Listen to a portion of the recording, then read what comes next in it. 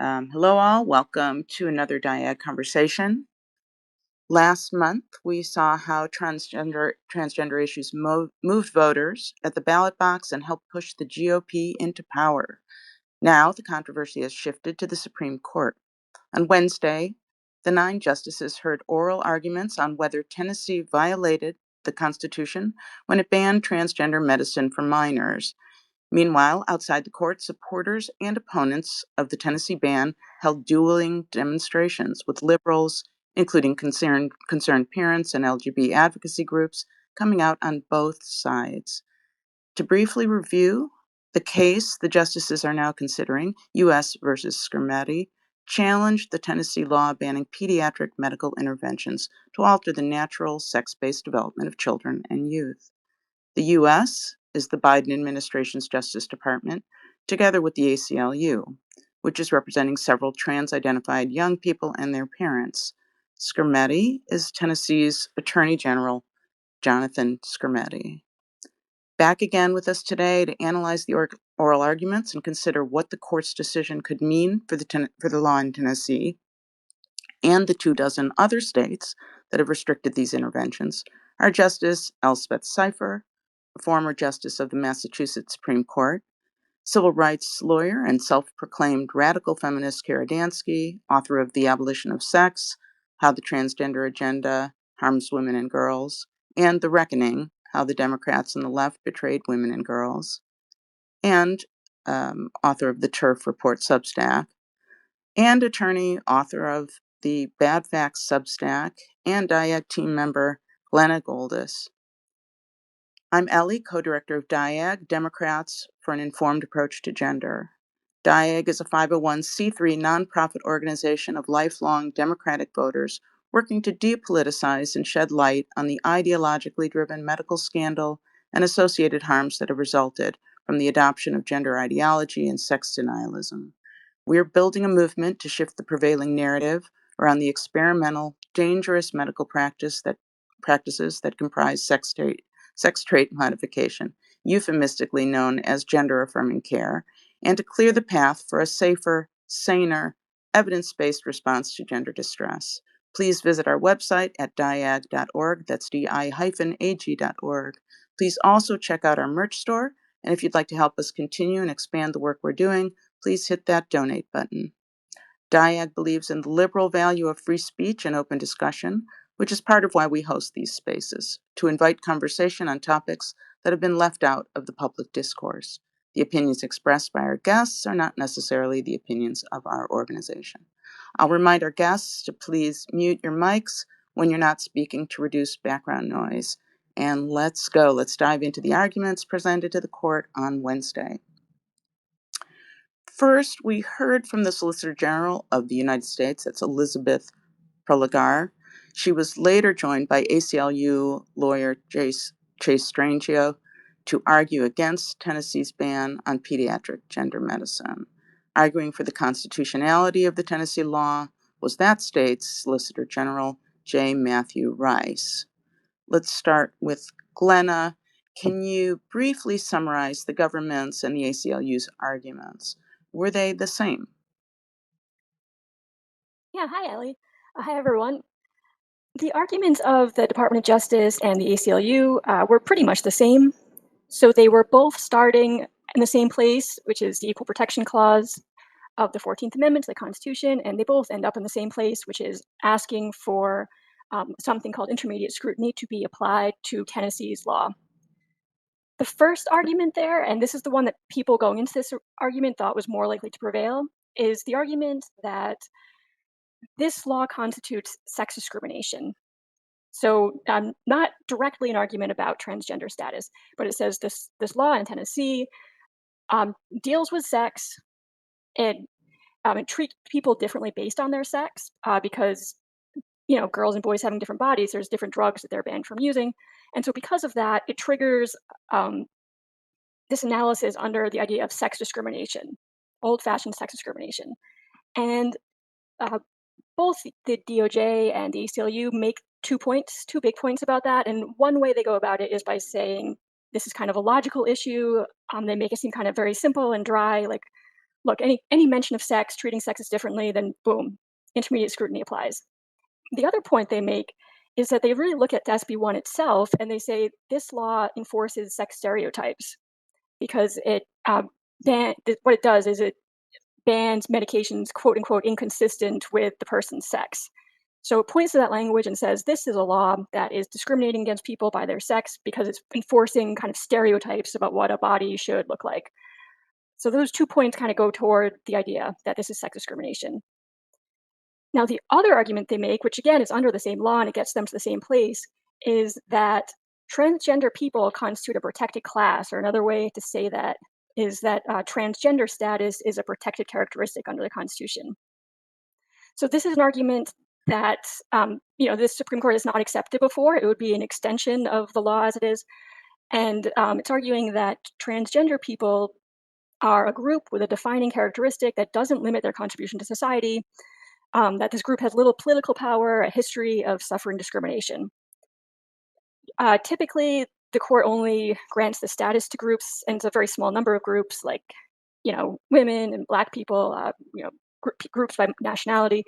So typically, these characteristics that the court was looking at would have to be immutable. But here, our friends at the ACLU and DOJ are arguing that that's not necessary, not a necessary component. Of course, they want to do that because transgender status or gender identity are not immutable, and it's pretty clear by now. So this is the argument that going into the argument last week, people thought was a long shot. I mean, it still does look like a long shot, just that it seems unlikely for several reasons that any of the 6 conservative justices would adopt it. But interestingly, one of the conservatives, Justice Amy Coney Barrett, was very interested in this and was asking questions of some of the advocates.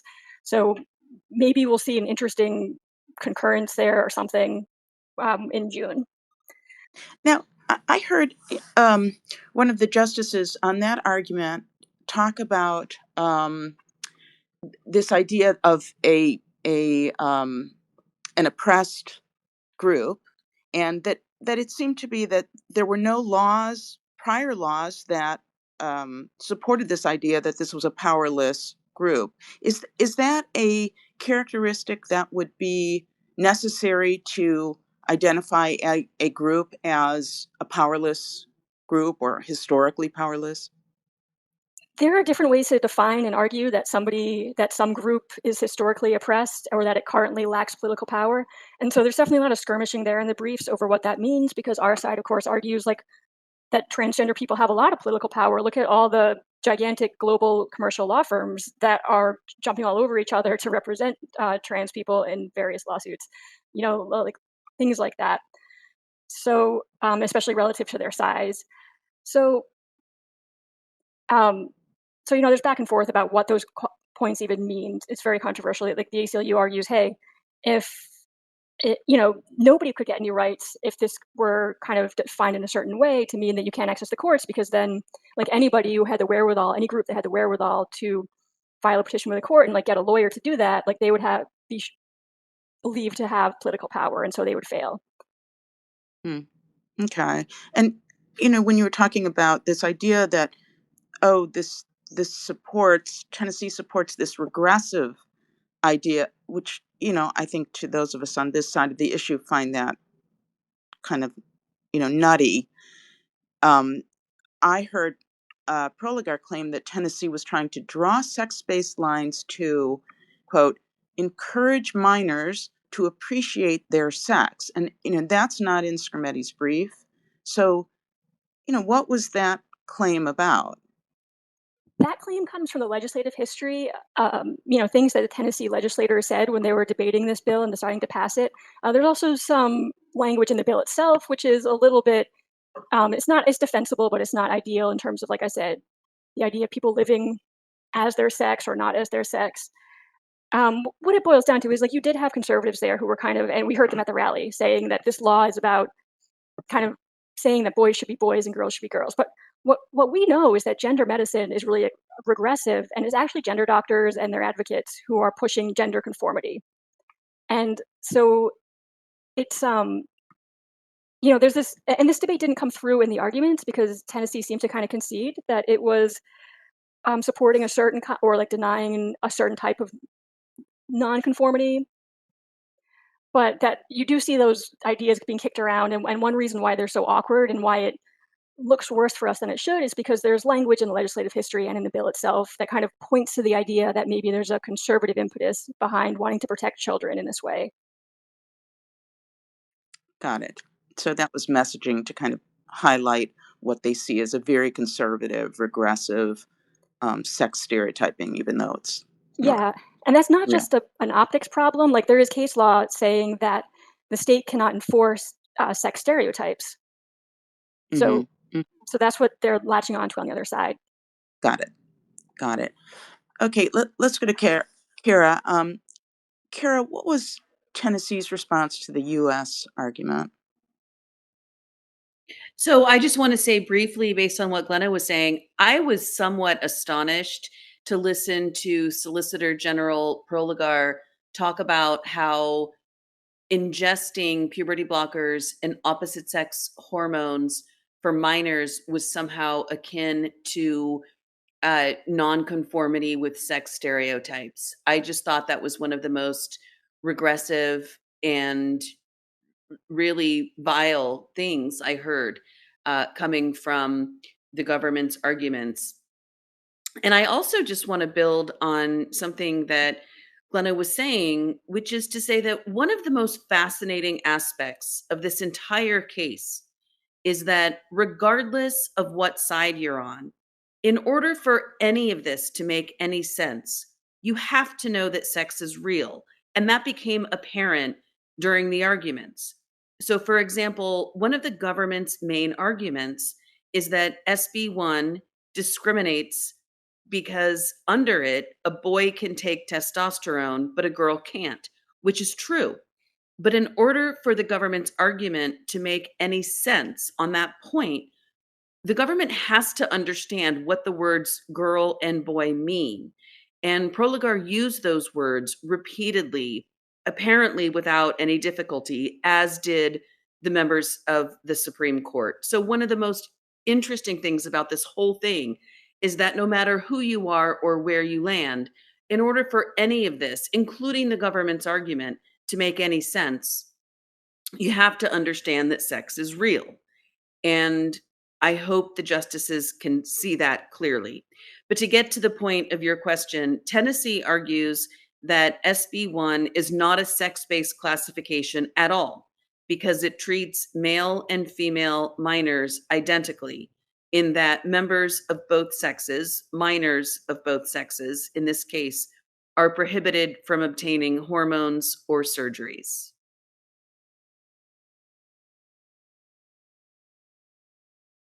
Oops, sorry, my mute button. Okay. Also, let's stick with you, Kara. The Solicitor General and the ACLU lawyer were not asking the court to overturn the Tennessee ban. Rather, they want the justices to send it back to the lower court for heightened scrutiny. Can you explain what this means? And if you could maybe remind us how this case even got to the Supreme Court, which obviously has to do with this question. Sure.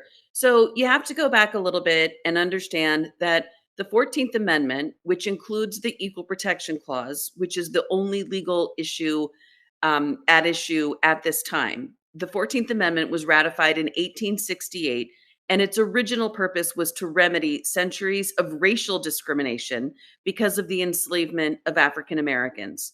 It took almost 100 years until 1971 that the Supreme Court ruled that women as a class deserve equal protection in the law, and that unfair discrimination on the basis of sex, which is what the government and the ACLU are both arguing here, violates the Equal Protection Clause. So since then, the Supreme Court has developed a body of jurisprudence establishing a legal framework for examining claims of discrimination under the Equal Protection Clause. So there are certain classes, including race and national origin, that are considered suspect classes. So claims of discrimination on those bases are subject to what is called strict scrutiny. Sex, however, is considered a quasi suspect class. Now, the main idea behind considering sex a quasi-suspect class is that although discrimination against women vis-a-vis men is bad, discrimination between the sexes is sometimes justified. So the thinking goes, claims of sex discrimination are subjected to what is called intermediate scrutiny. Claims of discrimination based on a classification that is neither suspect nor quasi suspect are subjected to what is called rational basis review. In this case, the Sixth Circuit Court of Appeals ruled that the plaintiff's claim that SB1 is discriminatory should be subjected to rational basis review, which is the lowest level of review, and that SB1 satisfied that test. The government and the ACLU have argued that SB1 ought to be subjected to intermediate scrutiny, and they're now asking the Supreme Court to rule that the plaintiff's claim that SB1 is discriminatory should be subjected to intermediate scrutiny and send it back to the Sixth Circuit in order to apply that test. And so basically, the gist is that if a claim of discrimination is subject to rational basis review, the only thing the government has to show is that it has an interest, a legitimate interest in the discrimination that it's legislating, and that the discrimination is rationally related to its interest. And so the government and the ACLU would argue that SB1 fails that test. But and the Sixth Circuit ruled that SB1 satisfied that test. What the government and the ACLU want the Supreme Court to do is send it back to the Sixth Circuit and tell the Sixth Circuit to apply intermediate scrutiny. And if that happens, the Sixth Circuit will have to decide if SB1 serves not a legitimate, but a compelling government interest, and that the way that it's written is not just rationally related to that interest, but substantially related to that interest. So the gist is that the Sixth Circuit applied a fairly low bar to evaluating SB1, and the government and the ACLU want the Supreme Court to send it back to the Sixth Circuit to apply a higher bar to evaluate the plaintiff's claims. Okay. And by that term rational basis, so when you say that that the lower court decides that it kind of met that bar, that lower bar, rational basis has its own standards that it's measured by, that are, I mean, are these specific standards that it has to be measured by, or is it less, defined? It's pretty clearly defined. The legal Oh, framework is up for debate in the legal world. A lot of people think that the federal judiciary should just scrap the entire legal framework. But whatever one thinks of that, that is the framework that is in place. And the okay, Sixth Circuit ruled that SB1 ought to be subject to rational basis review, which is the lowest level test. And the government and the ACLU want it to be subjected to a higher level test. got it. So it is specific.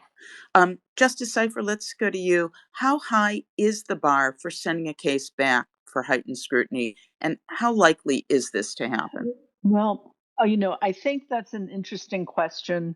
As Kara said, there's those 3 levels of review: strict scrutiny for suspect classes such as race and ethnicity. And when we talk about immutability, we're really talking about things that we can't change about ourselves. And then intermediate scrutiny for quasi-suspect classes like women and men, mostly women though. And then if there's no protected class implicated, we go to rational basis review. And there are a couple things in this case that make this, I think, a tough bar to reach intermediate scrutiny on. And the first is the logic behind the argument of the ACLU and the federal government is that this is sex discrimination because a girl could not have, and I think the example they were using in court was the girl could not have could not get testosterone to make her voice more deeper and more manly. But a boy who might be suffering from some delayed puberty could have testosterone to push that along and maybe make his voice more male sounding. But it doesn't treat girls and boys differently in that girls and boys are both subject to the same rules. You can have appropriate for your sex medication. Inappropriate for your sex medication is very different, and that leads you to all sorts of questions about harms and what this does to the body. So it's really not. It's really, for me, it's a tough bar to get over. So also, states in general have always had what we call police power. And police power is to ensure order in your state, but also health, safety, and welfare. And so typically, many health cases, they're relegated to the states. And in fact, in Dobbs, they were relying on that very heavily. That this belongs to the state. So if they don't believe that this is a sex discrimination case, it's one hurdle. Maybe they'll believe that, maybe they won't. I don't see the logic in it. And if they don't accept the idea of a transgender status being a protected class, which I think is also a hard push because it was basically admitted during the oral argument by Chase Strangio that, yeah, you can have your gender identity be one thing and then it can change and then it can change back. And so Alito noted, well, then it's mutable.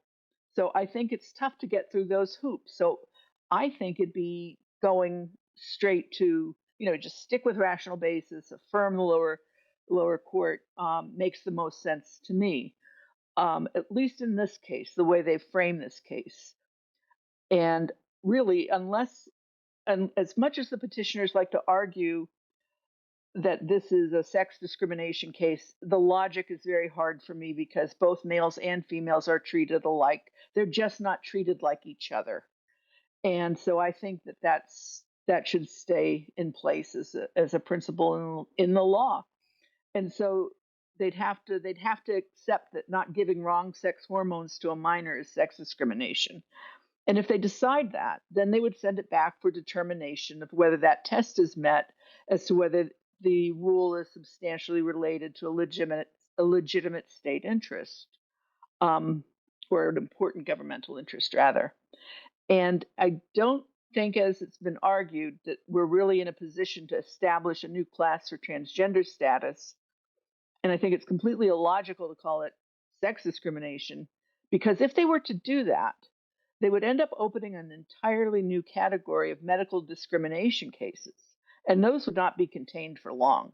They'd be argued all over the place for different things. So I think it would be a hard bar to reach heightened scrutiny and to send it back for that reevaluation. Procedurally, though, it's an easy thing to do, but it's hard to write the decision. So, I have two questions about that. The first is, that idea that this would open up just a flood of other types of lawsuits.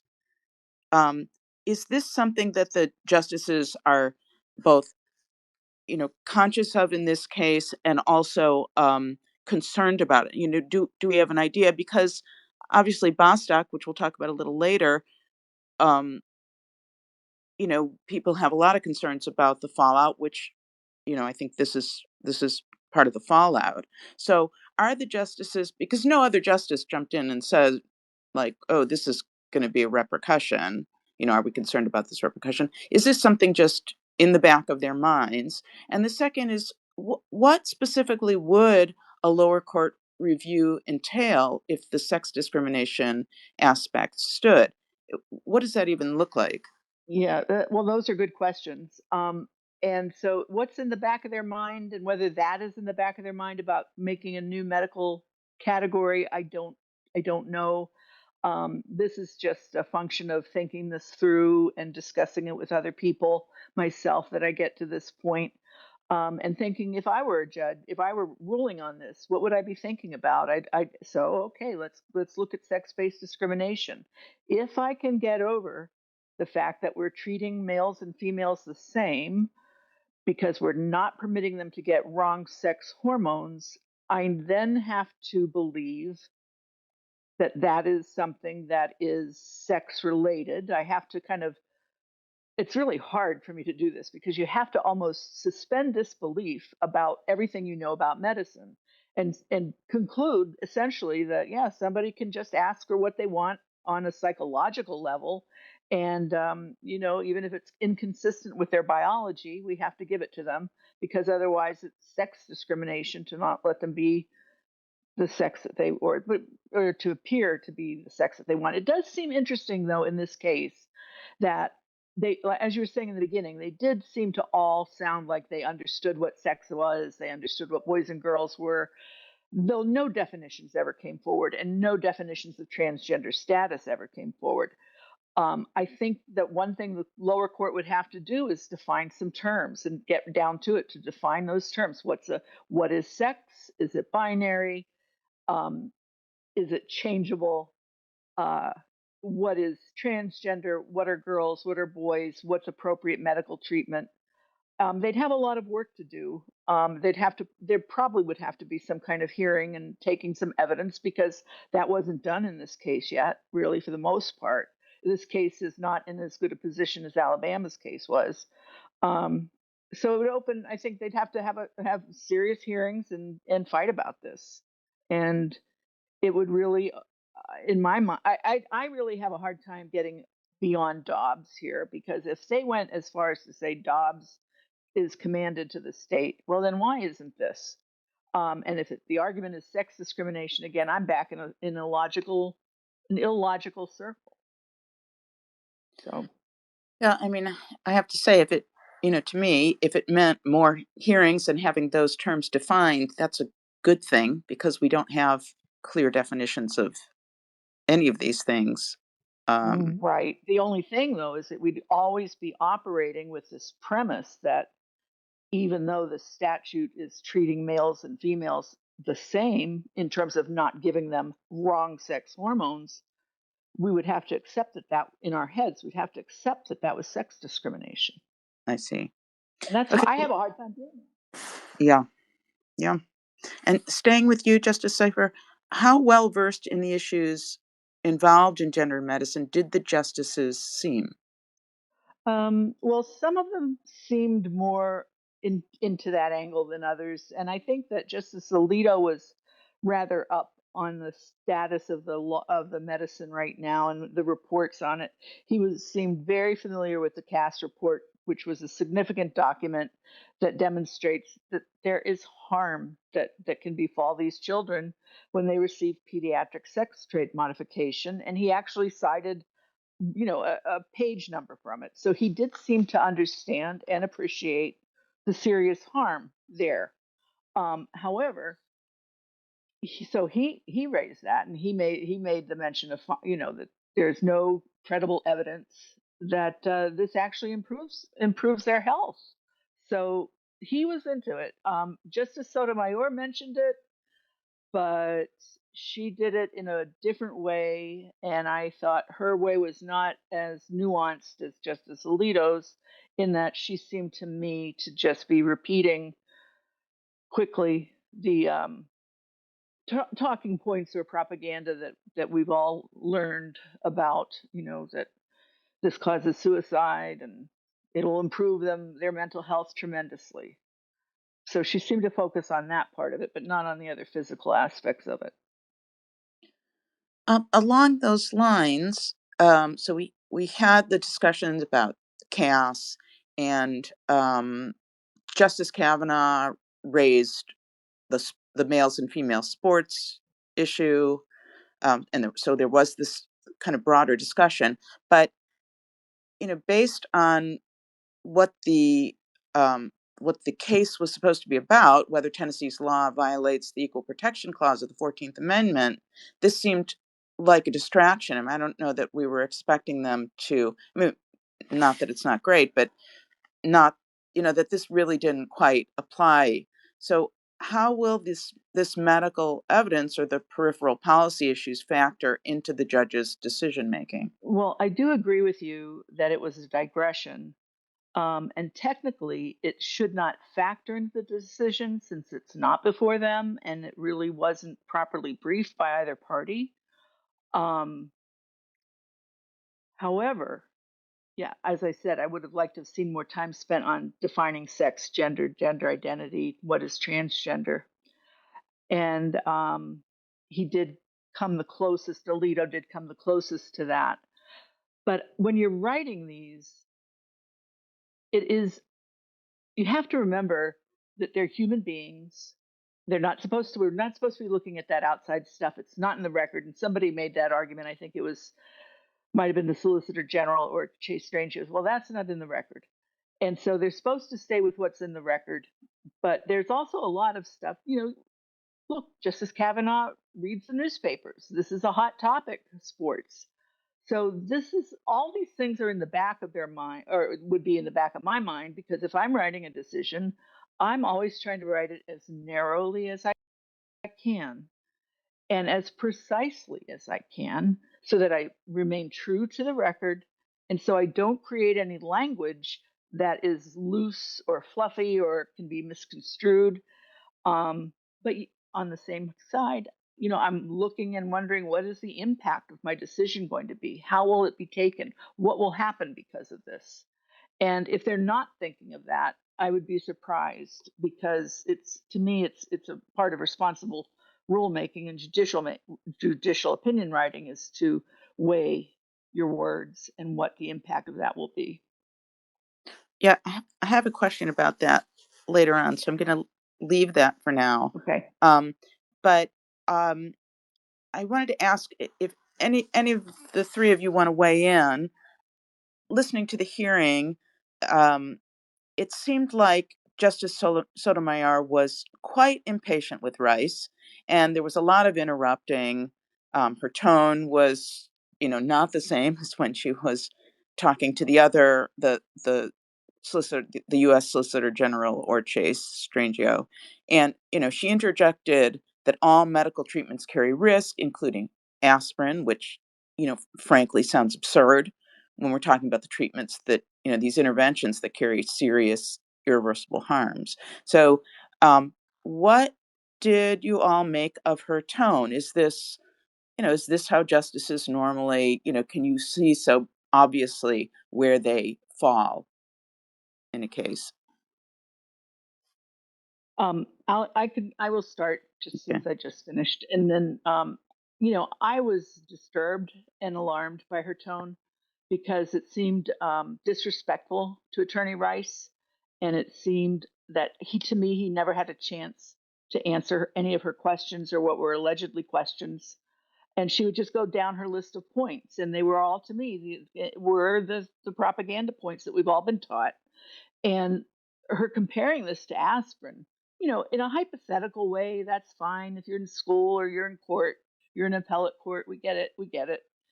But where the stakes are so high and these drugs are so serious, to hint that this is a minor risk, I think that really bothered me. Okay, Kara, did you want to jump in? Yeah, well, first of all, there's nothing unusual about Supreme Court justices interrupting attorneys who are arguing. In fact, that's quite common. But I will just say, I was utterly appalled at the tone with which not only Justice Sotomayor, but also Justice Jackson and Justice Kagan addressed the issues on the side of Tennessee. I thought they were extremely inappropriately emotive and not really becoming what I expect to see in a Supreme Court justice. Okay, and Glenna, do you want to give your opinion on that? Oh, yeah, totally. I agree with what Elspeth and Kara said. I would just add that we're really beating up on the liberals, and with good reason, but it's not like they're the only justices in history who have ever been intemperate. Justice Alito, I believe, is known for being kind of sarcastic, and he's the one who almost heckled Obama at a State of the Union address. I mean, not really out loud, but he said, like, "You lie," during that proceeding. So, it is a situation that both sides do it. And in fact, I mean, as much as we complain about Sotomayor, and we should, and how much she was trying to kind of create viral moments in her colloquies with all the lawyers, I believe Alito was actually trying to do the same thing. But I just like his moments better. Yeah. Well, yeah. Yeah, I can see that. It's easy to ignore that side because this seemed so overtly negative. The suicide issue came up, and I think Justice Sotomayor asserted high rates of suicide and also drug addiction among trans-identified individuals. So let's stick with you, Glenna. The ACL's response seemed notable. Am I right that Chase Strangio seemed to be walking back the major trans activist claims that really undergirds the life-saving care aspect of these interventions?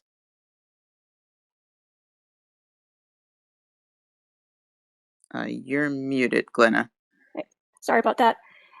Yeah, it's such an interesting way that we're looking at it in terms of walking it back, because it definitely feels as though we've heard the ACLU say in the past, and we've definitely heard trans activists say in the past, that these drugs are preventing suicide.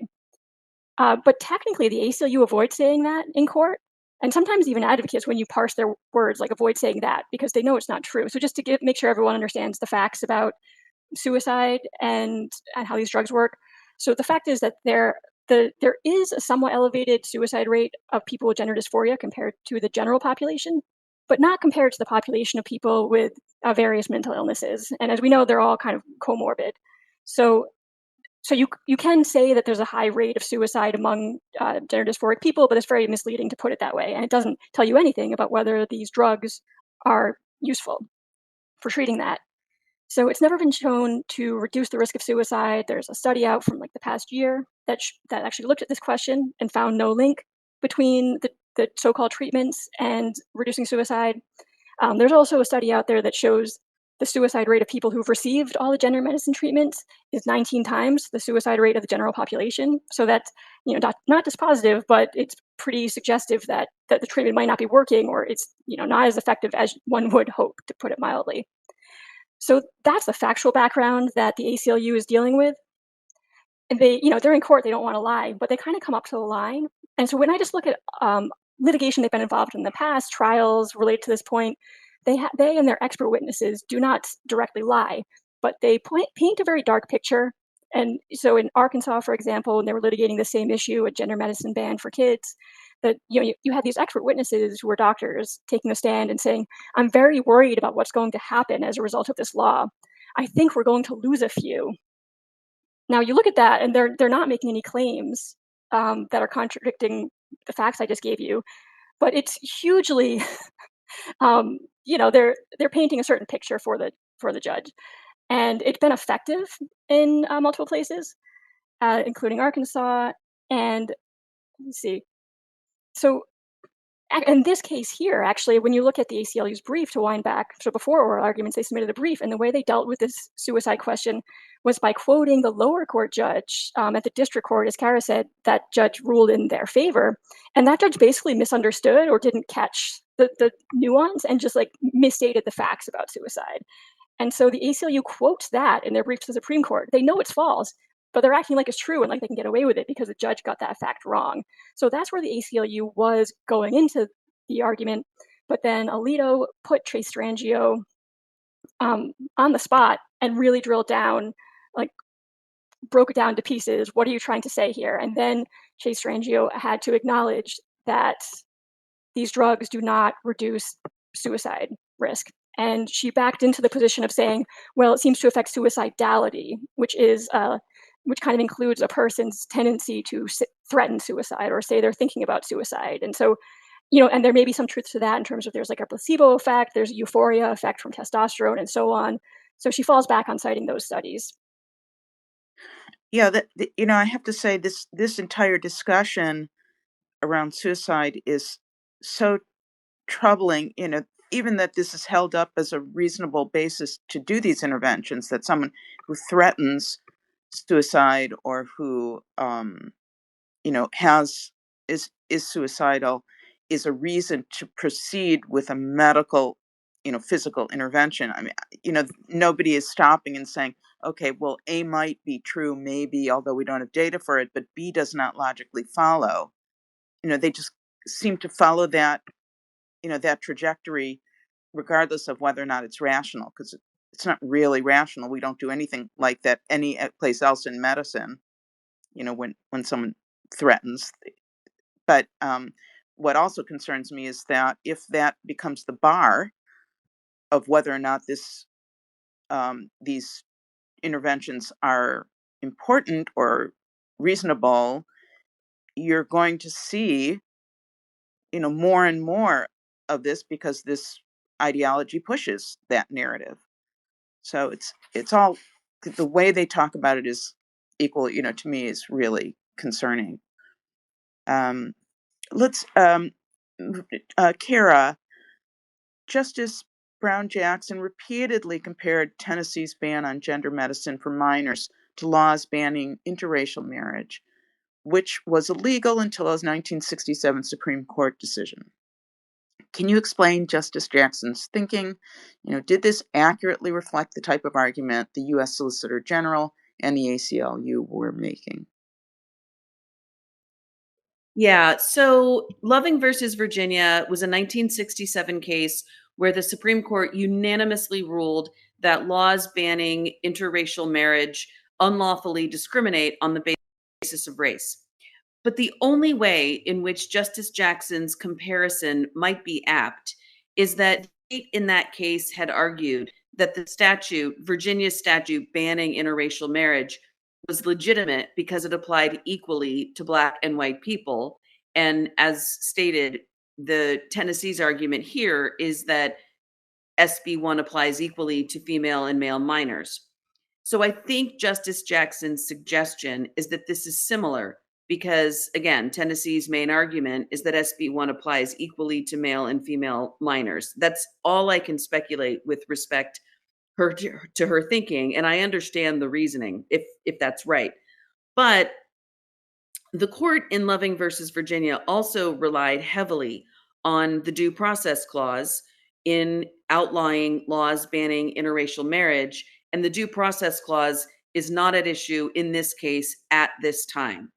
And so I think that the problem with all of this thinking, in that in order for SB 1 to violate the Equal Protection Clause, you have to believe either that the phrase transgender minors should be a quasi-suspect class, or that just because a law uses the word sex, it makes a sex-based classification, which again are exactly the arguments being put forth by the government and the ACLU. And also worth noting is that Loving versus Virginia is about the fundamental right to marry, which again falls under the Due Process Clause, not the Equal Protection Clause. And there's no fundamental right to health care of any particular kind. The court has never ruled that there's a fundamental right to any particular kind of health care. So while I get the comparison that Justice Jackson was making, I want to say I think it's disingenuous. It might not be disingenuous. She might actually believe what she was saying, but I think it's inapposite here. Yeah, that was a little hard to track, certainly. Just seemed like very different context. So let's stick with you, Kara. In the course of the 2 hour plus of arguments, several Supreme Court decisions came up as possible precedents. So in addition to Loving, it was also included the 2020 Bostock decision banning discrimination against transgender identified people in employment. And there were a few other cases that were brought up. Do you think any of these cases clearly establish a precedent for the justices to use in deciding U.S. versus Skrmetti? Well, no, we haven't really talked about Bostock too much, which we can. But one of the cases that was brought up frequently is the case of Cleburne. And part of the reason this came up is that Cleburne is a case in which the Supreme Court rejected an attempt to elevate claims of disability discrimination to intermediate scrutiny. And part of the Supreme Court's reasoning in doing that is that people have a variety of disabilities. So the court was unable to make the phrase disabled people a quasi-suspect class, not because the Supreme Court necessarily thinks that discriminating against disabled people is a good thing, but simply because the word disabled does not connote a single, immutable, easily definable state of being. And so I would argue, and Women's Declaration International USA makes this point explicitly in one of its briefs in the case, that the exact same thing can be said of the class of people who have a variety of so-called gender identities. It's just not a coherent class of people. And I'll also just add very briefly, I tend to think this is why the Solicitor General smartly relies more heavily on the argument that SB1 constitutes sex discrimination than the argument that SB1 discriminates against a class of people called transgender people, because the Solicitor General is a very intelligent person. And I think that she knows that a reliance on the idea that the phrase transgender people constitutes a coherent category of people justifying heightened scrutiny is a losing argument. So anyway, I just wanted to get that in there, that I think the Solicitor General, as much as I disagree with her side of this argument, I think she's being very smart in emphasizing the argument that SB1 constitutes sex discrimination, even though I don't think it does.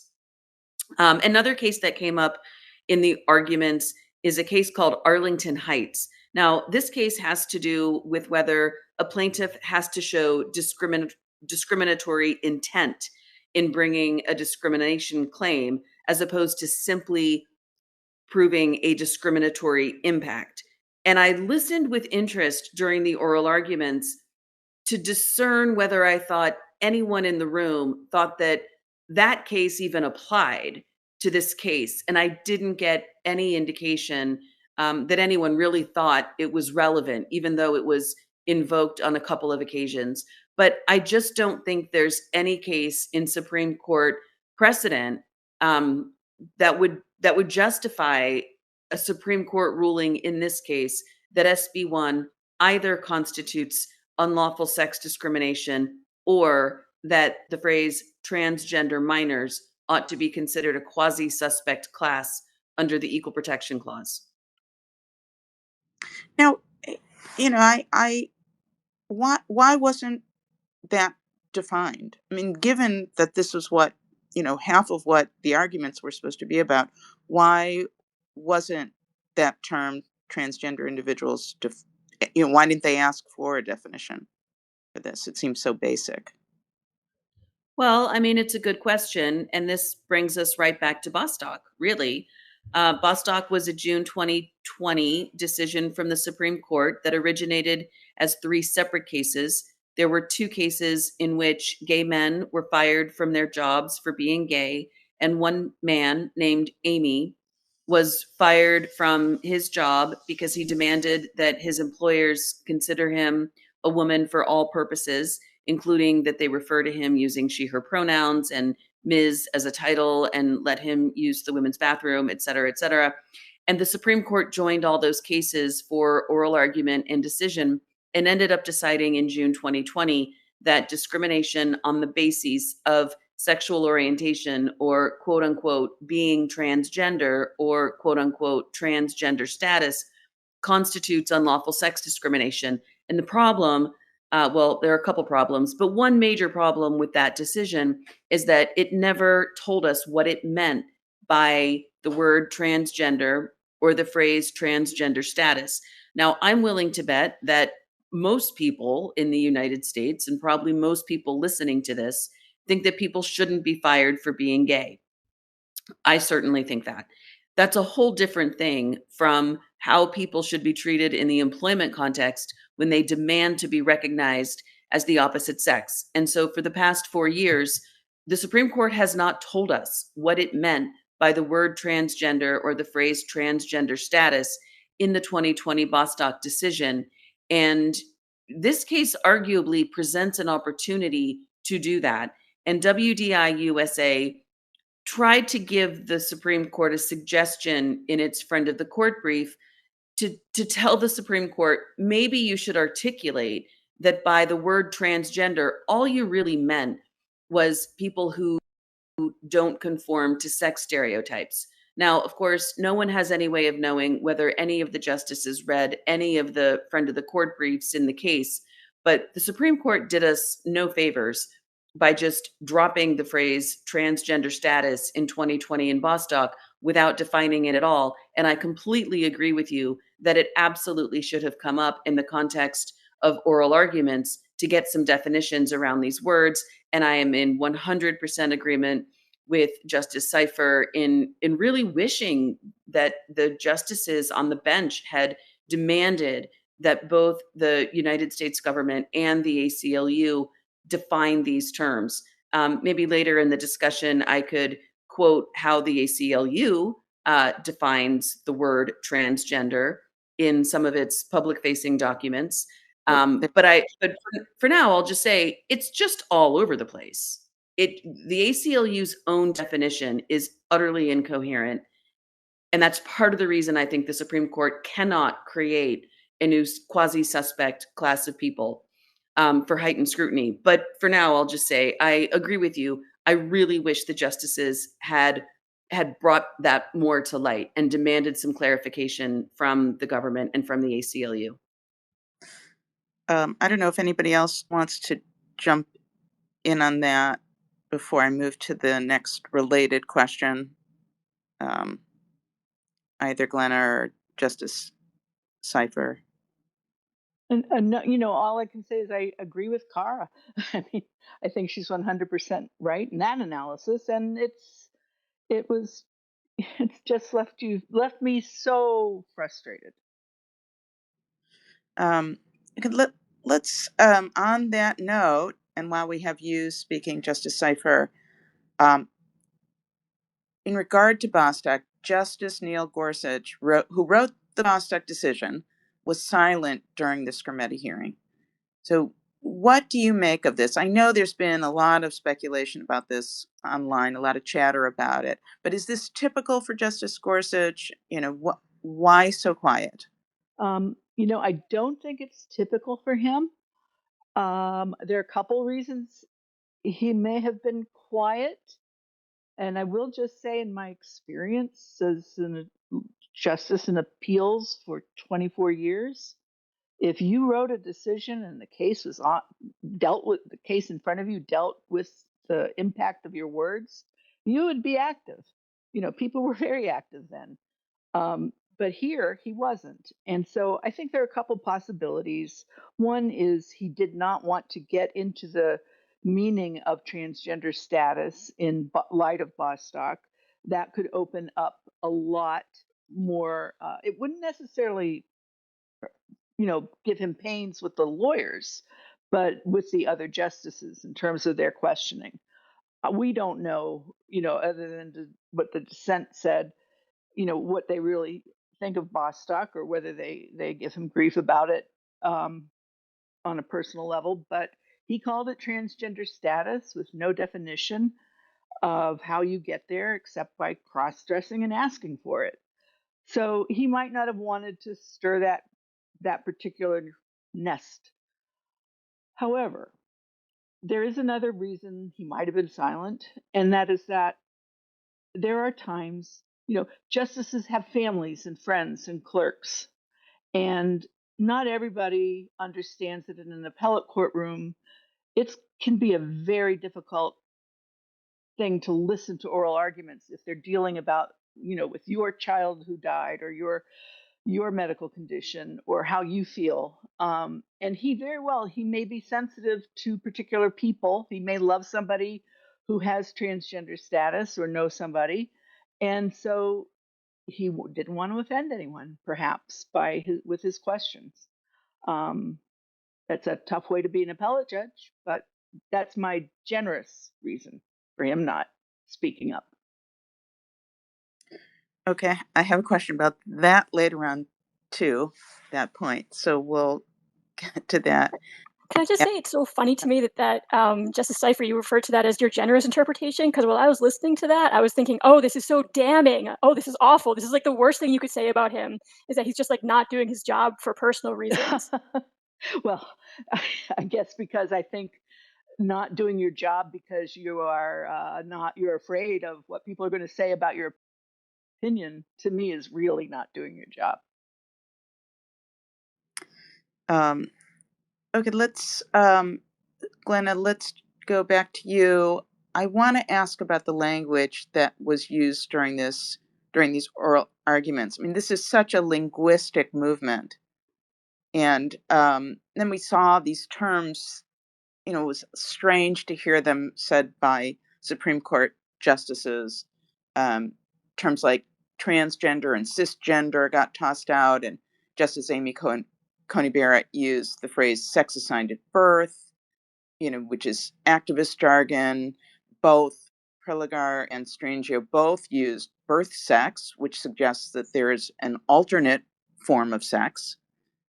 So, what are your thoughts on the language that the justices and the attorneys are adopted and used during the hearings? And again, we didn't have any definitions required of any of these things, including sex. That none of this was defined. I was disappointed to see that nothing was defined, but I can't say I was surprised. We saw this coming in the briefs. Nobody was talking about it in the briefs. It wasn't being challenged in the briefs. And I was hoping coming into this that the justices might push on that more. I think Alito started to go in that direction by talking about immutability and kind of saying, doesn't transgender in your world mean an umbrella term, according to, I think, the American Psychological Association. So he almost started to go there, which I was excited about. But generally, no, that wasn't picked up on, as the others have pointed out. And so I just want to point out, I think it wasn't even in the record, but if you look at the complaint filed by the ACLU, that first document that they filed to start the case off, that's where they define their terms. And that's where they sound the craziest. And then they kind of abstract it up and start avoiding definitions once they get into the higher courts and then into their briefs. So in case anyone's curious, they say that transgender status is the state of having a gender identity that is not aligned with your sex assigned at birth. Gender identity is defined as your sense of your gender, and gender is not defined. Sex sex is not defined. All they say about sex is don't use the term biological sex because it's imprecise. And then they never use sex as a standalone term after that. So you have kind of maximum mystique established in the complaint right at step one, and then that has been challenged throughout the proceedings. Interestingly, here, there are a couple of different definitions of sex floating around, even though the ACLU doesn't want to give any. But the SB1 itself has a definition of sex, which is pretty good, and it refers to reproductive capacity. So it says it's binary and immutable. So the law itself has a good definition of sex, which interestingly the ACLU doesn't challenge, even though they seem to not agree with it. And then there's also a definition from Bostock, which is hanging over this, which doesn't directly control here because Bostock is defined under the Civil Rights Act, not the Constitution. But, I think for consistency's sake, we kind of hope that sex would be in the same thing in both areas. And so in Bostock, that was yet another definition of sex where it was the physical distinctions, plural, between the sexes. It's kind of implying, as the ACLU likes, the idea that sex characteristics can be out of line with each other, and that's why sex is imprecise. So Bostock almost goes in that direction. So all those definitions of sex are floating out there, which means that we're right to be very concerned about why nobody's asking the question, because it's not as though the definition of sex is so obvious. And gender, clearly, we don't need to explain that. There's no definition of gender, but everybody's just acting very confidently as though they know what that is. And then another definitional problem is SB1, as we referred to earlier. It has some kind of confusing language or language that brings in concepts that are very baggy, like identity. So it bans the drugs that, quote, enable a minor to identify with or live as a purported identity inconsistent with the minor's sex. Or they treat a purported discomfort or distress from a discordance between the minor's sex and asserted identity. So on some level, the language is kind of smart because it uses what the ACLU and what all the activists use in terms of like discordance and identity. On the other hand, the activists change their language constantly, so it's not like they've really hitched themselves to anything stable. So I understand it was hard to draft this law in the first place because of that. But it's kind of another example of terms that are being thrown around throughout the argument without being defined. Because I have no idea what it means to live as a woman or live as a man. I just don't know. And nobody, but everybody in that courtroom pretended to be totally confident in what that means. Yeah, that always, I mean, talk about regressive and nonsense.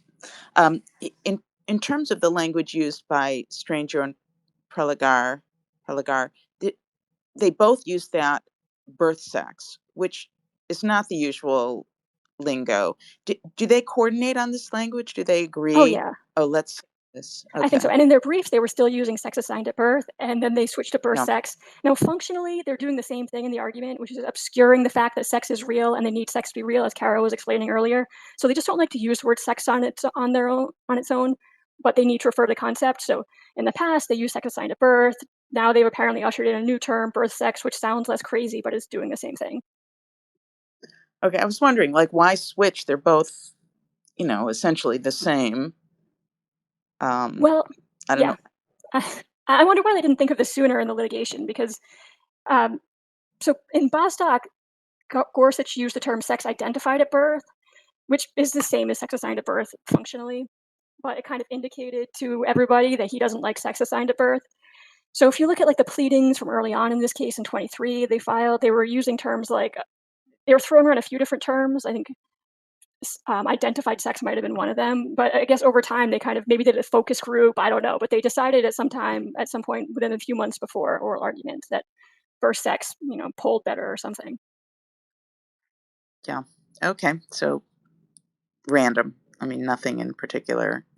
No bigger meaning than that. Well, I if I can just jump in really quickly. Yeah. Yes, I agree. No bigger meaning than that. But also, it's just important to keep in mind that part of this entire project is literally just to confuse everybody. That is literally, part of the ACLU's motivation here and the government's motivation. And that's in part why they can't sort of agree consistently on language, because the goalposts have to keep moving in order to keep everyone in the dark. And I just want to put in a plug for a post that Glenna published on her Substack, Bad Facts, about just how Chase goes about manipulating the federal judiciary every time she gets in front of them. Yeah, I mean, I think you get used to this, they normalize this language and it does have a psychological effect on people. I don't think it's at all, no matter how pointless and meaningless it is, it's not without effect. And I think the more often we hear these terms and we accept them and they get normalized, the harder it is to think clearly and, make sense of things. Ellie, I think you're 100% correct on that. I mean, it's and I've been saying 100% a lot, but when you say something clearly, it's so nice these days. But language affects how we think. And if we start changing our language, we start changing our thinking. And I catch myself constantly still using, preferred pronouns or for somebody, or some other word that has crept into my language from the transgender advocates. Yeah. Yes. Yeah. I was just thinking of something funny about their use of language. So out here in the real world, trans activists are notorious as language police. That's like the number one thing they're known for, is just dictating what words everyone will use and changing the words and reporting people to HR and all of that. It's a big deal to them. They say it's like vitally important to get every word right, or else people will kill themselves, whatever. But when they're in court, judges and justices get things wrong all the time. Like we've been laughing about this on X, how the liberal justices were misgendering hypothetical children. They get bits of the doctrine wrong constantly in court, here and in other courts. And the trans activist lawyers never correct them. They're just because they know fundamentally that doesn't matter, so they'd rather just like let it ride. But if you really believed that this stuff was like central to your case and central to just like the facts of your case, then you would politely correct the judges and justices. Yeah, yeah, there's not gonna be any of that if it's is the reason they don't correct it, not only because it doesn't matter, but because they don't want to correct the judges? Yeah, I mean, I think if you're weighing it, if there's like, tiny bit of a chance that you could offend the justice or make them Mhm. realize how crazy your case is another option. If there's the tiniest chance of that, then you're like, well, it's not worth it because these words don't really mean anything anyway. Yeah, only when it's necessary and messes people's brains up. Um, I wanna ask each of you briefly what you wish the justices had asked.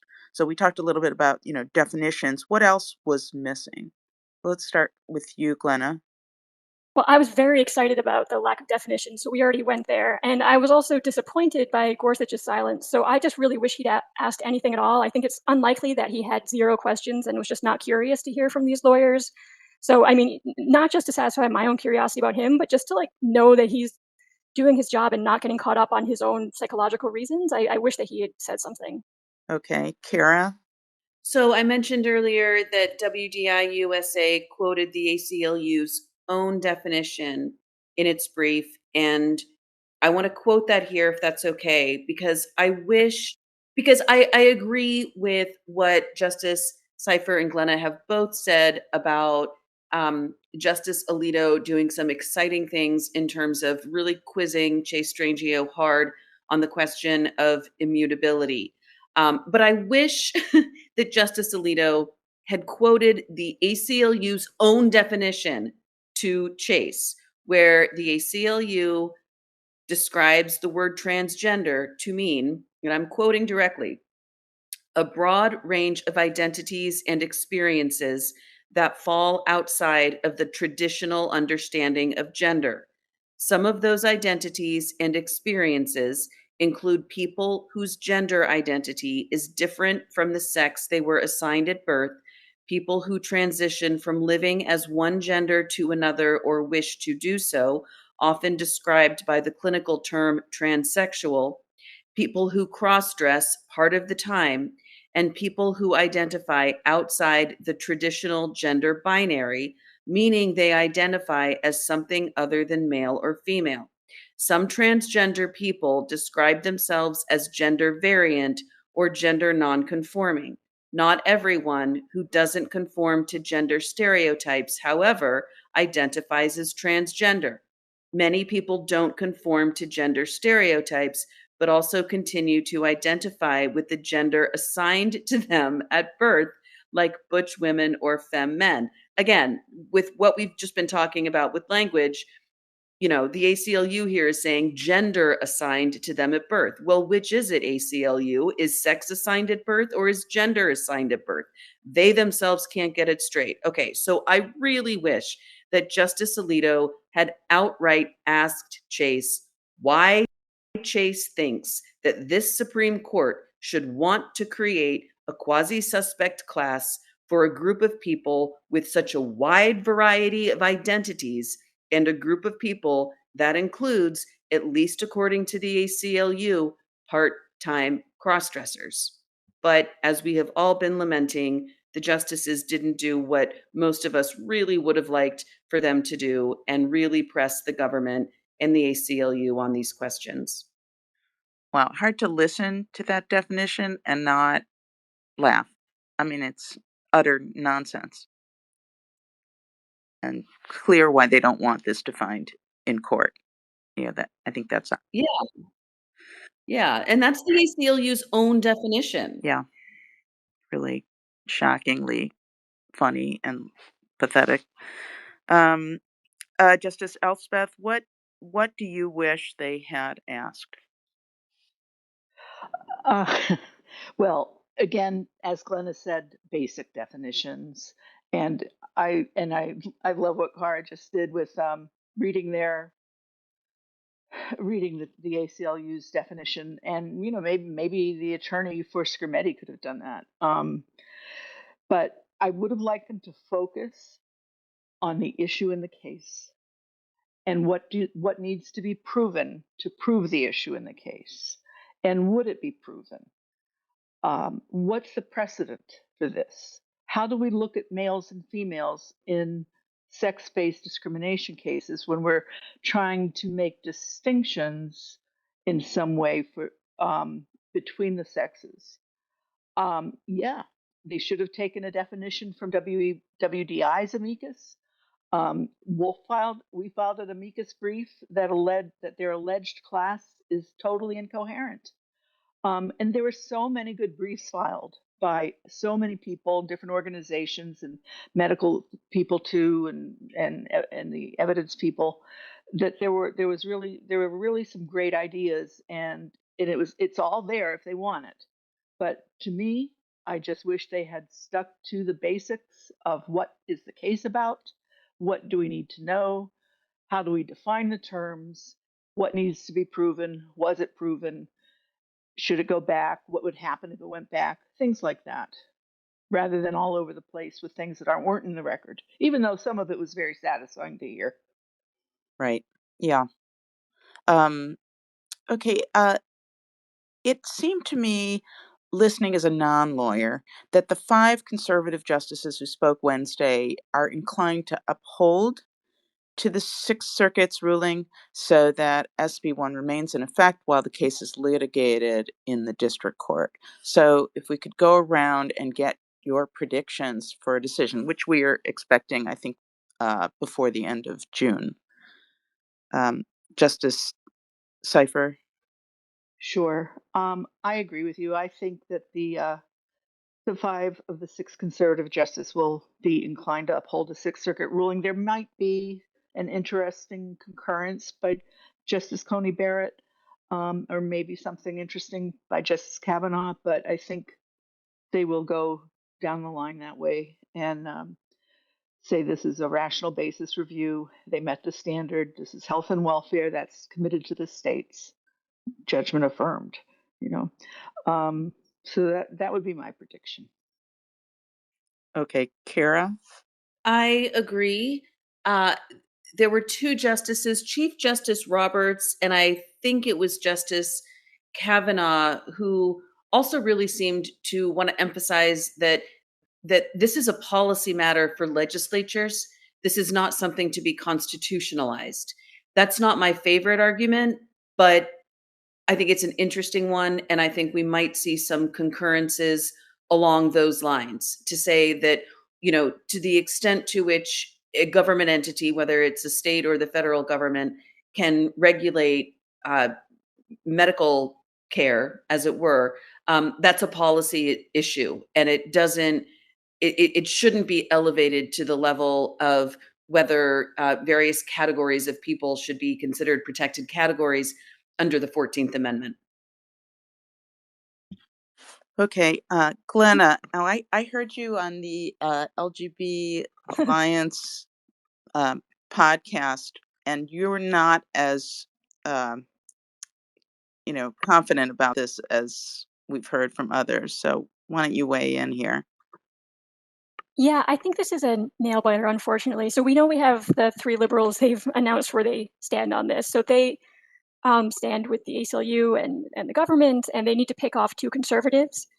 And I think there is a path there for 2 conservatives to rule on that sex discrimination argument, not the transgender status, trans being a protected class argument, but that sex discrimination one that's kind of like Bostock reasoning. I think there's a path there. I think that would be appealing to some of these justices because it would allow them to not really talk about transgender status and just view this as, like I said, like in the very logical terms.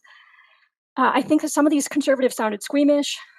Kavanaugh just seemed to be thinking out loud about like, oh my gosh, like kids are going to be hurt either way, and I don't know what to do, and like it seems like this treatment is really necessary for some kids, and this would be an appealing ruling because it, like we're saying, this is probably going to go down to a lower court to work out the details rather than being like a final decision on everything. And then Gorsuch was silent. I mean, I was imagining before the argument, I was imagining a world where Gorsuch came in and he was kind of annoyed that the activists had been using Bostock for the past 4 years to mean something that he did not intend.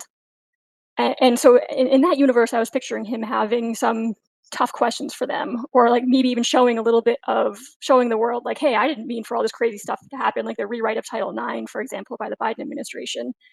But he did not do that. He was quiet, and I think that signaled to me, like, well, I don't want to like psychoanalyze, but it just made me nervous. And like I said, Coney Barrett, I was asking un- unexpected questions about the trans people being a protected class argument, which doesn't necessarily mean that she will rule in that direction, but it kind of showed that she had sympathies, along with, of course, her using activist lingo, like sex assigned at birth. So that makes me worried that these judges are human. They're several of the conservatives are considered sort of maybe moderate on social issues or open to quote unquote LGBT rights, and we've seen in other areas of society where important people really disappoint us. So I view this as I'm nervous. So to that point, and I think Justice Cypher brought this up earlier, this idea that they have these young kids who are clearly suffering. There's a big emotional pull with these plaintiffs, and the justices are human beings. Are they concerned about seeming callous in the face of these tragic stories? I think Sotomayor really played this up, talking about these tragic stories. So is this, are we dealing with people who can divorce themselves from those emotional pulls and just say, well, yeah, but in terms of law, this just doesn't make any sense? Or are we going to, is this going to weigh heavily on them? Or if they know someone or have somebody close to them who is, has gender confusion or is transitioning? Yeah, I'm worried about that, and I think several of them also have kids who are teenagers, like, was it Coney Barrett and Kavanaugh maybe? So, like, their social circles in the DC area maybe it's not someone close to them, but maybe they know parents who have made these decisions, and they don't wanna come out and say this was, like, a crazy decision for them to make, and why didn't they read the cash review? Yeah, that's I think from the outside you would expect that not to be an issue, that it would be so cut and dry that it wouldn't be deliberated along those, with that as a factor. Kara, did you want to speak up? Yeah, I mean, I think it's always useful to remember that, from my perspective, this is just an issue that's unlike any other, in the sense that, people can have reasoned disagreements about a lot of things, right? Like, I am staunchly in favor of abortion rights, and there are a lot of people who are staunchly opposed to abortion rights, and I can have a rational conversation with those people.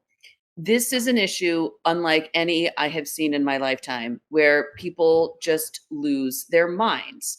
And I know that sometimes when people on our side of this talk about this, we sound like conspiracy theorists. I'm very well aware of that. But this is just a situation in which everybody has been brainwashed into thinking that, words have meaning when they don't.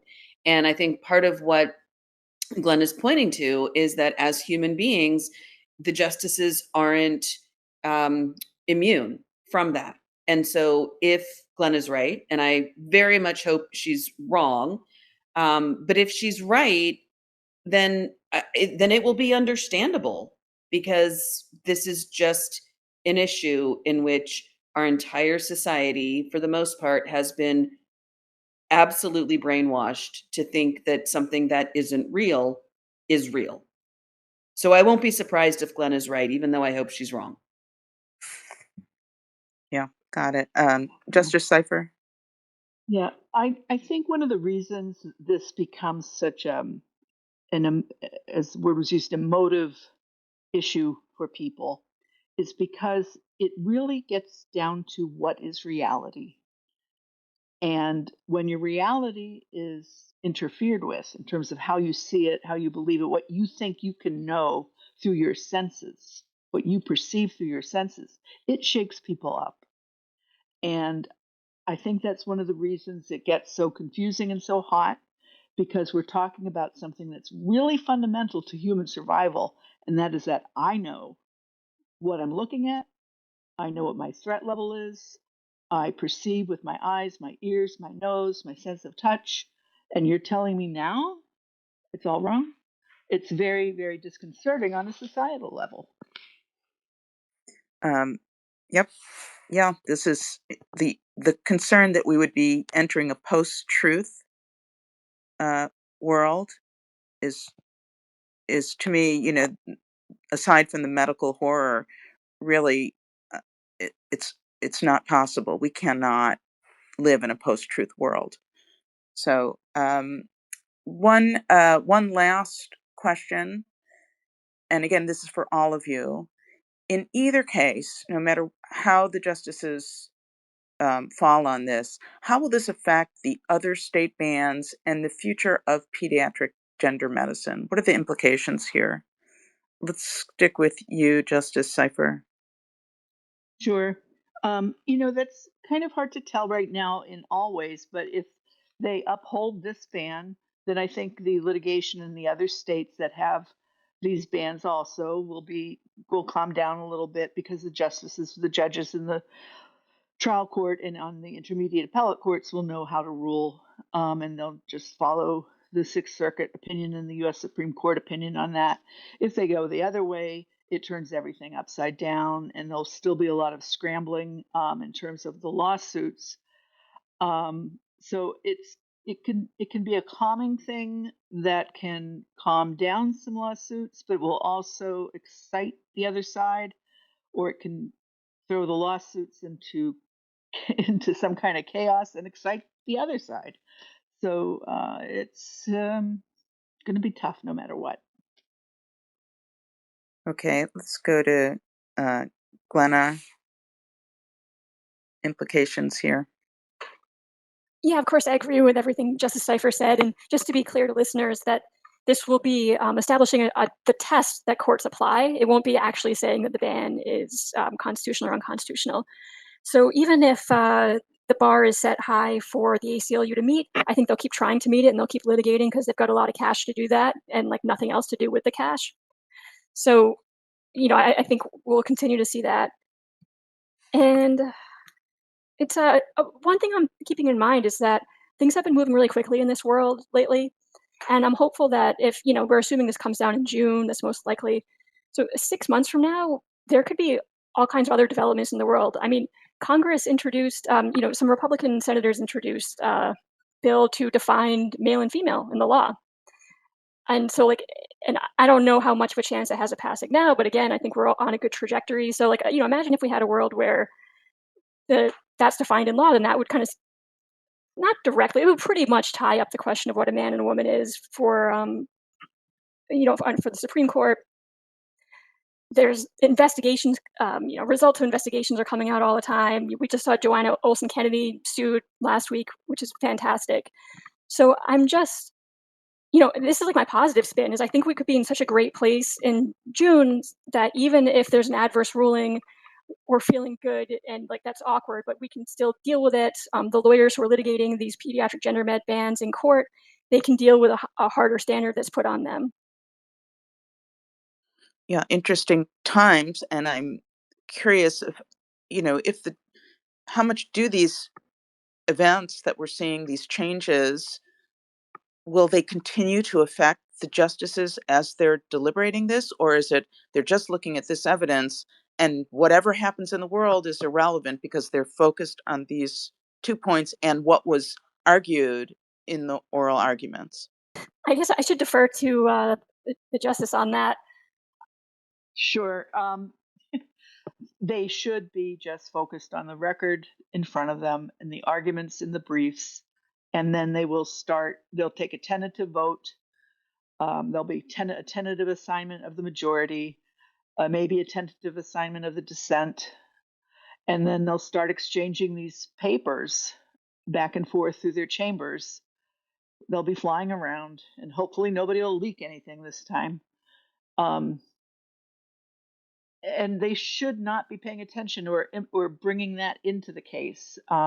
These other events that could be happening, like the lawsuits, or if they do pass a definition of sex, because you could easily work that into this. I think a definition of sex, because they were all proceeding like there was one.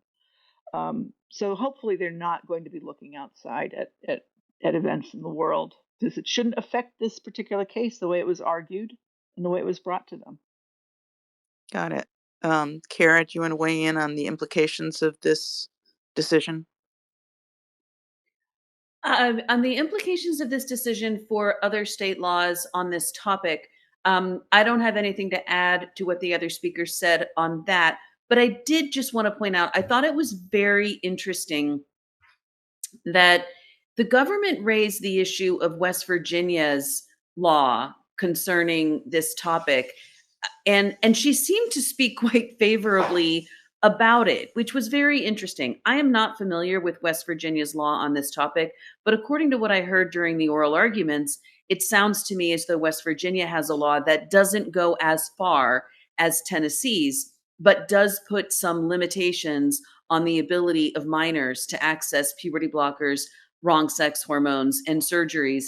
And the Solicitor General basically said during oral arguments that she thought that West Virginia's law was constitutional, which I thought was astonishing. And I strongly suspect that Chase Strangio was not happy with her for that. But it was interesting to me to think about different ways in which states have approached this.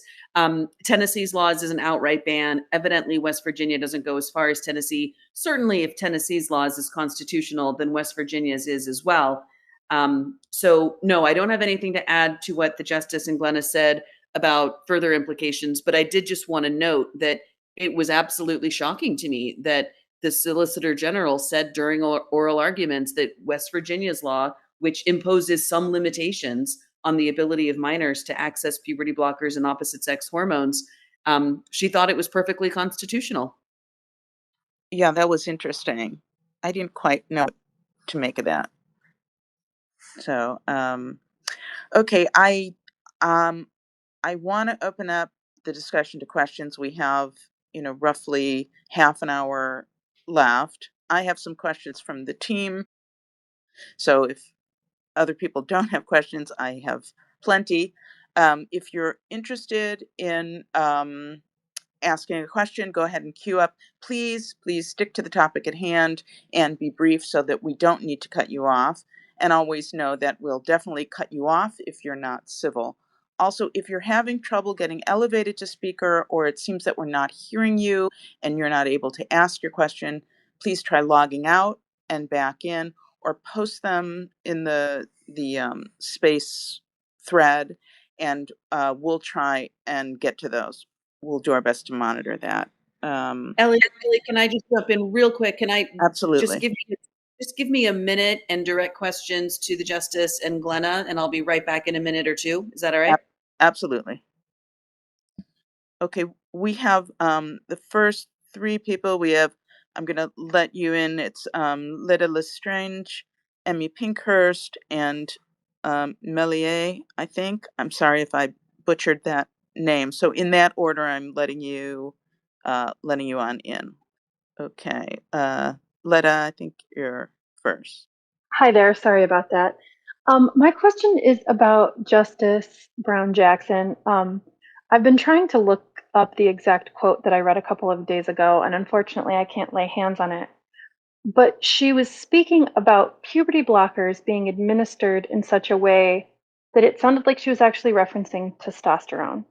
To lower the voice of a girl, wouldn't that be the equivalent of lowering a boy's voice if he also needed testosterone to lower his voice, except it wasn't testosterone she was referencing, it was puberty blockers. I'm a nurse, and admittedly, legal stuff is completely outside my wheelhouse, but I was very deeply shocked by this quote because I don't understand jurisprudence or legal procedure, but I would think that Supreme Court justices would do reading to, become well acquainted with the issues in something, particularly as it relates to medicine. I've just been absolutely gobsmacked because either I am completely missing the legal rationale for what she had to say, or she honestly is just, and I don't mean about the transgender movement, I mean about very basic medical stuff. She is just woefully ignorant. And I was just wondering if anybody here who does have a grasp of jurisprudence could tell me if I'm completely off base on my assessment of this. Sure, I will answer that. to the best of my ability. I think you're not off base. I think you perceive that accurately. I think in the heat of the argument, and this goes back to definitions. Nobody was defining anything. So nobody defined what's different between a puberty blocker and regular exogenous hormones. What's the difference between those two things? So that would have been relevant to the argument. And usually, you would have an opportunity if you're to say, well, Justice, I think that puberty blocker is what you're referring to, and in that case, but in this instance, it was to the ACLU's benefit to go with what words she was using. So no need to correct them. Okay. Let's move to the next. That was Emmy, I believe, unless somebody else wants to address this question, but I think Justice Cypher did cover it. Okay, Emmy. Hi, thank you. Good evening, and thank you to our three speakers. It's been a really interesting recap and conversation. So I was just wondering if the decision, or I guess, comes out in June of next year, and it's not as we would hope it is regarding this issue. With the incoming new administration in January, we're already hearing there's going to be a flurry of executive orders, et cetera. Can I just ask any of the three of you, or two or three, all three of you, what can the new administration do coming in that could advance the issue for protecting kids and women's spaces, et cetera, whether it's executive orders or legislation such as the type of things Nancy Mace has been talking about, et cetera, because it's true. I'm just afraid to get my hopes up as well, in spite of, what seemed to me to be kind of positive questioning from the conservative justices. So yeah, any thoughts you might have on that, that could give us some hope to hang our hats on going into 2025. Thank you so much. Okay, I don't know if Kara's back yet, but that would seem like a Kara question. I am back. I'm Okay. sorry. The question was, what can the incoming administration do? Right. Yeah, whether it's executive orders or if, it's Republicans in Congress, et cetera, to try to push this issue forward to protect kids and women's spaces, et cetera. Thank you. So one thing that's very interesting, which doesn't get directly at Emmy's question, but I'll get there. One thing the incoming administration could do, my understanding, is that it could actually withdraw its petition before the Supreme Court, which would make this whole case before the court go away. And I'd love to hear if Glenna or Justice Cypher have thoughts on that. I think most people hope that it will not do that, but I think that's an option for the department. One of my biggest fears is that the incoming administration will rescind Executive Order 13988, which is the order that President Biden signed on the first day of taking office, and then do nothing further. If all, to be clear, I hope the incoming administration does rescind Executive Order 13988. But if that's all it does, it will be almost a completely symbolic victory, because the damage that Executive Order 13988 called for has largely already been done by all of the administrative agencies that were affected by it. So I think that rescinding that order is a good idea, but it would be a symbolic victory. Another worry that I have is that the Title IX regulatory rewrite is a done deal. Now, it's been blocked in several states thanks to litigation, but it is in the regulations. So it was finalized in April of 2024 and took effect in August of 2024.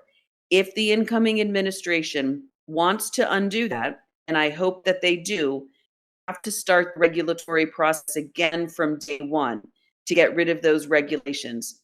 The incoming administration cannot undo the Title IX regulatory rewrite with the stroke of a pen or with an executive order. So that's going to take a lot of work. I hope it does it. I hope it does all those things. I hope we can take all the campaign promises seriously, but I'm waiting anxiously. I'd love to hear from either of the other speakers if they disagree with me. Yeah, I don't disagree with you. I'm nervous about all of that, and it's even if the incoming president writes a new executive order to replace 13988, you're right, it does not undo the Title IX regulations, and they have to get the regulatory process going again, and that can be difficult sometimes, especially, and at least we hope that they that they rewrite them before they wipe them out. So before they end all the federal agencies. But yeah, I agree with you, Kara.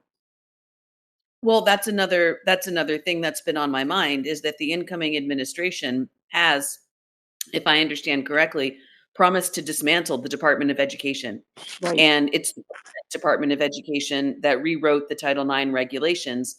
And if the incoming administration dismantles the department with those regulations in place, then I worry that we might be stuck with them.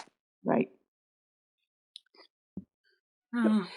One interesting subtle difference, or maybe not subtle, is that you will no longer have the U.S. Department of Justice intervening in these cases on the side of the trans rights activists. And I think that could be important because DOJ has been acting as this like kind of strategic player in all these in some of these cases moving across the country. So, Alabama accused it of filing the petition to the Supreme Court in order to, in this Tennessee case we're talking about, in order to freeze what was going on in Alabama. And that's very interesting because that was a situation where the team of activist lawyers in Alabama was actually a rival team of the ones we know in Tennessee, like the ACLU. And so it seems as though maybe DOJ could have been playing a role of doing something strategic there, and they won't be doing it anymore. They also won't be lending their credibility to this side of the case in the appellate courts and if the Supreme Court, if it goes back there. And I think that's significant. I mean, Department of Justice, even if it is somebody from the opposite party as the judge or the justice, I think the Department of Justice does have a lot of credibility, especially when you have somebody like we saw the other day, Elizabeth Prelogar, the Solicitor General, who just has this fantastic reputation. We saw how much the justices love talking to her because this case went like an hour and a half over its scheduled time. And much of that was because of the extra time they gave to her. So I think that it will be helpful not to have that, that halo of the Department of Justice moving around on the side of the activists. Interesting. Okay. Anybody else want to weigh in about that, or should we move to our next question? Let's move forward then. We have Urban. We're going to elevate you, and you can ask your question. Go right ahead. Get a little closer. You all Democrats, or are you right wingers, or posing as there? A lot of you say you're Democrats on your bio, but I'm confused. Okay, this sounds like not a question for our guests, but I would just advise you to go to our website. We're all lifelong Democratic voters. Many of us politically homeless right now because the party has lost its mind on this issue, and that's who we are. So please visit our website and find out. Our goal as an organization is to make Democrats electable again. So we tried to make the point this year that if they didn't change positions on this issue, it was going to cost them an election, which came to pass. And so now it is about trying to get the party to a position where they're electable again. Yeah, but I'm sorry. Can I just reply?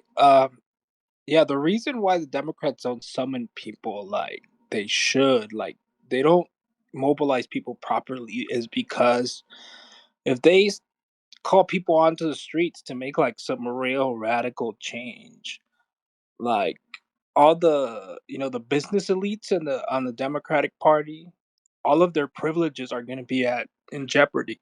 People are going to start to question why they're so privileged and stuff, because there's a lot of like privileged rich people in the Democratic Party as well. So at least that's what Refuse Fascism says, but I do believe it. It's obvious. So now they can't they can't be having a scuffle, like internal scuffle inside the country, because they've got to run an empire worldwide. So Yeah. that's why they're letting Trump in. They rolled out the red carpet for Trump. And now we're all going to suffer. Urban, I'm I gonna just switch off. just say one thing. I know you're going to switch them off. Yeah. Thank you, Urban. But yeah. Oh, yeah. Go ahead. Okay. I just wanted to say that I'm not affiliated with DIAG, that I'm affiliated with the Women's Liberation Front, which is a radical feminist group, and we do not have a partisan leaning either right or left. Right, and same goes for WDI and so okay, that was pretty much off topic. All right, do we have anyone else who have? Oh, right, Nalee. Sorry, you got skipped over there. Go ahead. No, it's fine. Thank you, Kara. Thank you, Glenna. Thanks, everyone. Sorry, I sound a bit hoarse. I'm coming down with a cold, I think. But I share Glenna's concerns and worries. I listened, and I'm not a lawyer, by the way, but I listened to the full Supreme Court hearing, and I came away really proud of the ACLU lawyer. I think she did a very brilliant job. She was quick-witted, very articulate, um, barely stuttered, had an answer for everything, a convincing answer for everything. And the proof of that was that she was able to get the liberal justices on her side to the point where they started offering or suggesting alternative arguments that they could make to bolster, like the ACLU could make to bolster its claim. I think that's proof that the four justices are going to go vote in their favor.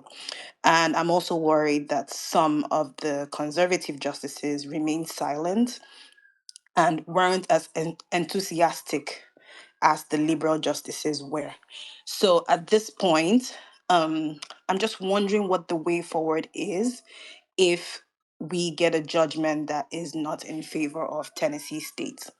Does this trigger some sort of ripple effect across the other 25 states that have instituted some kind of restriction on gender affirming care for minors?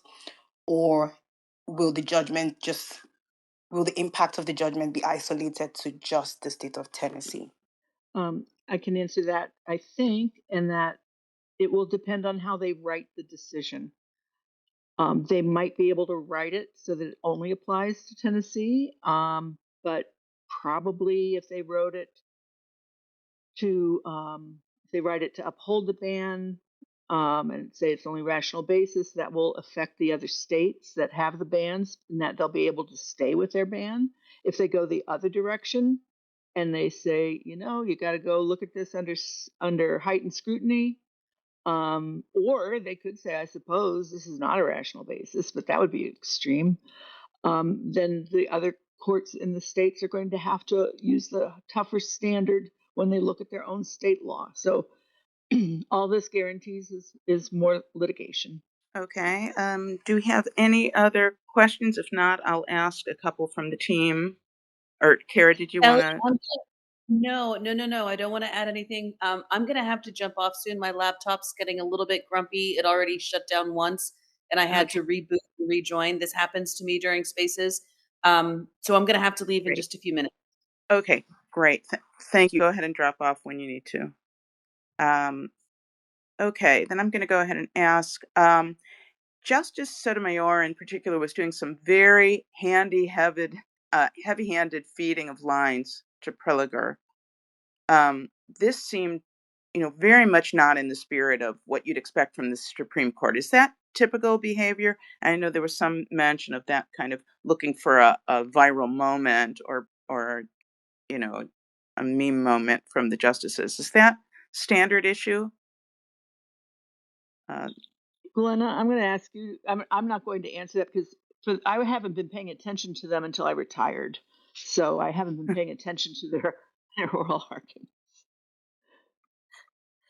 So I think that there has been more of that in recent years, especially from the liberals, and as I said earlier, I think that's unprofessional and everything. But to play devil's advocate, they are stuck in this kind of permanent minority position now, and so I think they feel as though they can't win by normal mechanisms, or they can't win at all.